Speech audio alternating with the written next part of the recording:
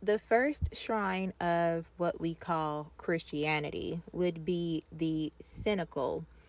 from the Latin cenaculum or dining room, also known as the upper room, from the Koine Greek anagion and hyporion, both meaning upper room, is a room in Mount Zion in Jerusalem, just outside the old city walls, traditionally held to be the site of the Last Supper, the final meal that in the gospel accounts Jesus held with the apostles.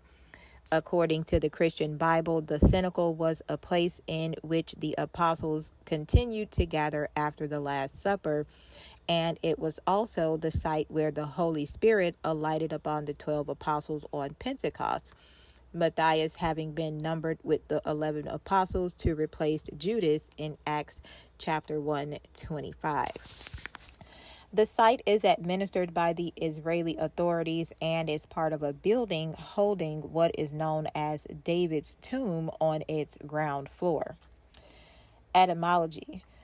Cenacle is a derivative of the Latin word ceno, which means I dine. Jerome used the Latin coenaculum for both Greek words in his Latin Vulgate translation. Upper room is derived from the Gospel of Mark and the Gospel of Luke, which both employ the Koine Greek anagion, Mark 14 verse 15 and Luke 22 and 12, whereas the Acts of the Apostles uses the Koine Greek hyperion in Acts chapter 1 verse 13, both with the meaning upper room. The building has experienced numerous cycles of destruction and reconstruction, culminating in the Gothic structure which stands today. Foundational events from the Gospels. The Cenacle is considered the site where many major events described in the New Testament took place, such as preparation for the celebration of Jesus' final Passover meal, the washing of his disciples' feet, the Last Supper, certain resurrection appearances of Jesus, Mark 16 and 14, Luke 24 and 33,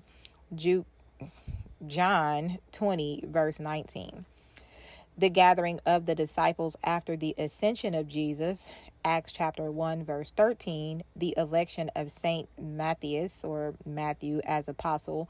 Acts chapter 1 verse 15, the descent of the Holy Spirit upon the disciples on the day of Pentecost, Acts chapter 2 verses 1 to 4.